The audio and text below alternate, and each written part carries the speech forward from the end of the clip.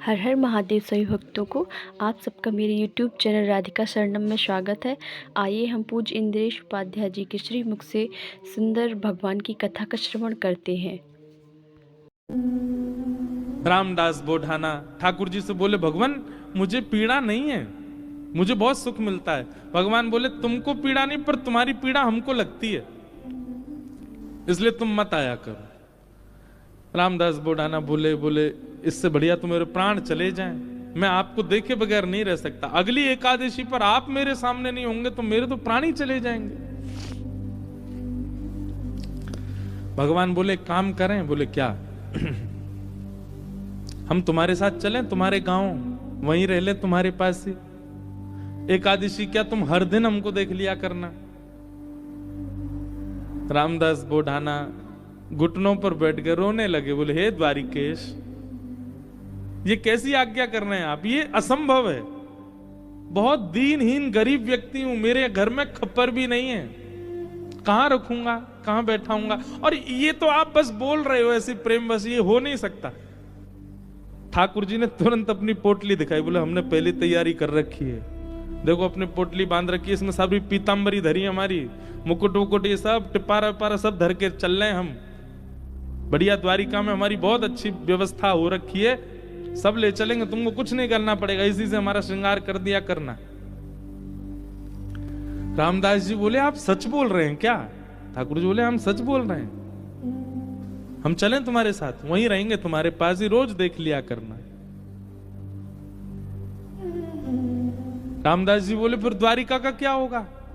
ठाकुर जी बोले, हम जहां बैठ जाएं द्वारिका वही है। और रही बात, जब एक साथ हम 5 रूप धारण, हजारों रूप धारण कर सकते हैं, तो 2 रूप भी धारण कर लेंगे। आज तक तुमने एकादशी जिस रूप को देख करके की है, वो रूप तुम्हारे पास रहेगा, यहां एक दूसरा व्यवस्थित हो जाएगा। रामदास जी को पूरी तरह ये विश्वास हो गया कि ठाकुर जी मजाक नहीं कर रहे, ये सच बोल रहे हैं, ये चलेंगे मेरे संग।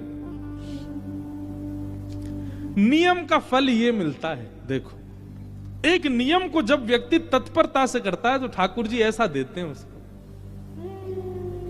कई लोग कह देते हैं एकादशी पर भूखे रहने से भगवान को कोई, इससे थोड़ी प्रसन्न होंगे भगवान। ठाकुर जी प्रसन्न नहीं होते हैं, पर आपकी तत्परता ठाकुर जी देखते हैं।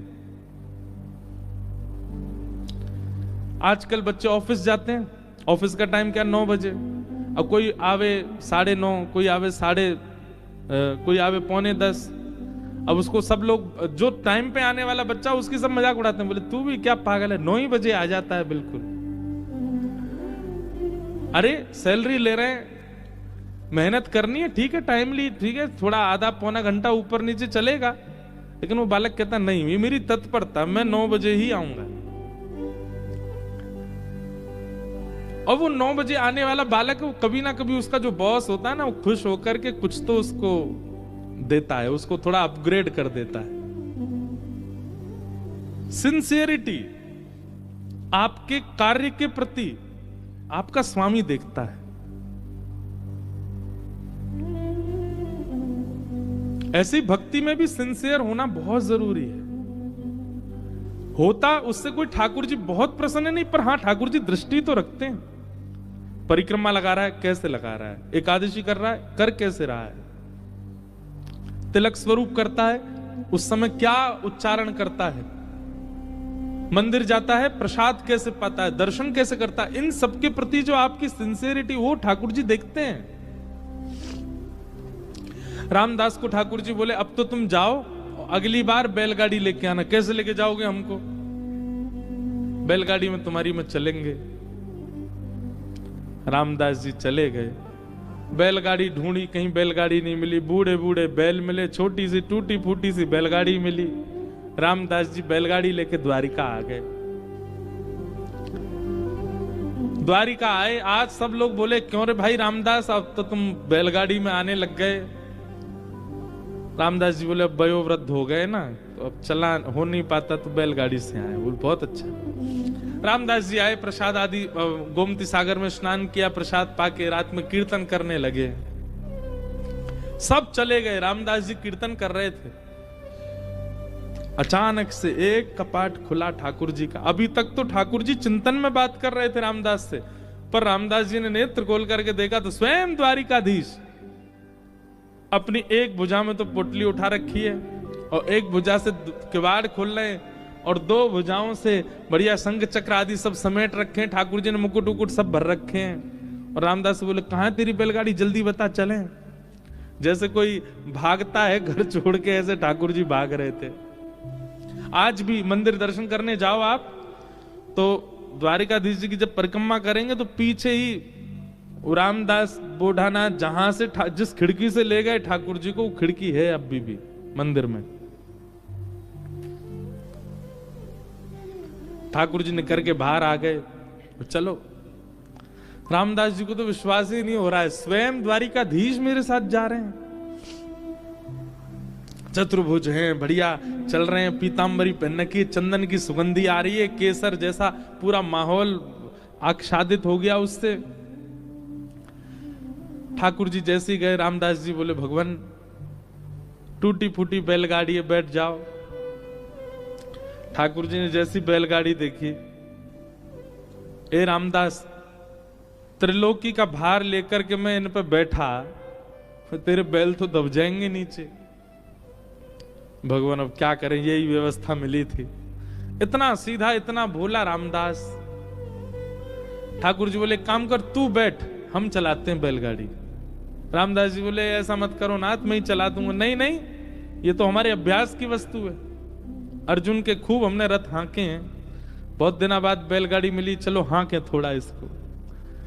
और रामदास पीछे बैठे हैं और ठाकुर जी आगे पैर लटका के बैठे और बैलगाड़ी चला रहे हैं। ठाकुर जी के स्पर्श होते ही बैलगाड़ी तो बिल्कुल नवीन हो गई, बैल बिल्कुल युवान हो गए।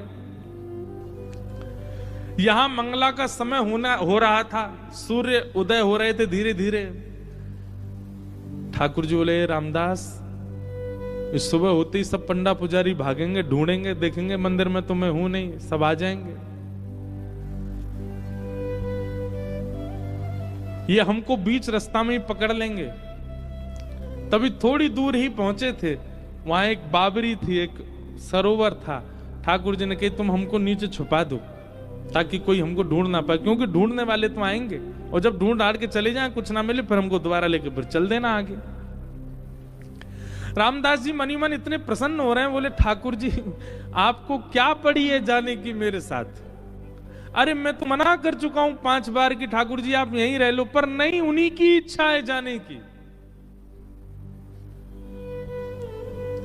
जब मन ऐसा भटकता है ना ठाकुर जी में, तब ठाकुर जी ऐसा करते हैं, आपके मना करने पे भी चल देंगे आपके संग। हमारे लाल जी, गिरधर लाल जी,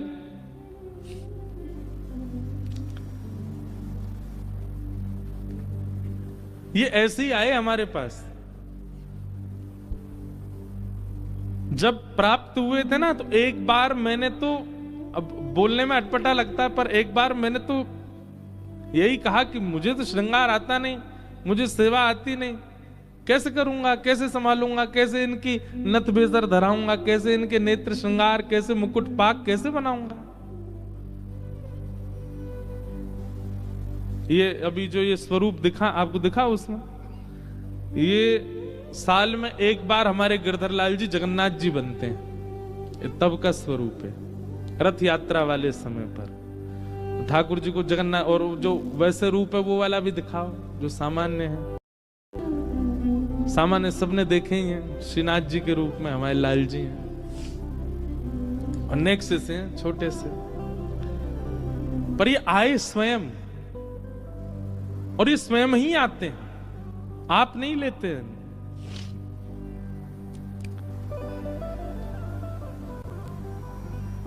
रामदास नीचे बावरी में ले जाकर के द्वारिकाधीश जी को छुपा दिया।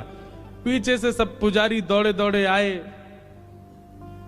देखा तो रामदास जी धीमे धीमे अपनी बैलगाड़ी चला रहे हैं। सबने रोक लिया, बोले, रुको, तुम ही थे रात भर मंदिर में, ठाकुर जी कहां गए हमारे? रामदास जी बोले, मुझे तो नहीं पता, दिखाओ। सब देखा, बैलगाड़ी में कुछ नहीं। तभी एक बैलगाड़ी के छोड़ पर ठाकुर जी की पीतांबरी का एक भाग चिरा हुआ फट के इरज गया। अच्छा, ये सब लीला भी ठाकुर जी जानबूझ के ही करते हैं, क्योंकि कहीं ना कुछ ठाकुर जी को दूसरों को संकेत कराना है। ठाकुर जी की पीतांबरी का वो अंग वस्त्र जैसे ही मिला, सब लोगों ने रामदास जी को पकड़ लिया, बोले ठाकुर जी तेरे संग ही हैं, तभी तो ये चीरा फटा हुआ है यहां पर, कहां है जल्दी बता। उन्होंने मना किया तो सबने उनको मारना शुरू कर दिया, इतना मारा, इतना मारा, इतना पीटा, बेचारे अधमरे से हो गए, बस श्वास चल रही है, बाकी तो नेत्र बंद हो गए, सुध बुध चली गई, गिर गए धरती पर। पुजारियों ने देखा, बोले ये तो अधमरा हो गया, ठाकुर जी कहां हैं, ढूंढो। पास ही सरोवर था, उस बावरी में जाकर के जैसे ही देखा तो बावरी का जो जल था वो रक्त मंडित हो गया, पूरा जल रक्त से भर गया। देख करके सब लोग घबरा गए, सारे ब्राह्मण बोले ये जल इसका कैसे हो गया, ये जल आ कहां से, ये रक्त आ कहां से रहा है। दौड़ करके जाके देखा तो एक जगह ठाकुर जी विराजमान थे, और जहां जहां रामदास जी को डंडे मारे गए वहां वहां श्री द्वारिकाधीश जी के श्री अंग पर भी डंडे के निशान, और हर स्थान से रक्त निकल रहा था।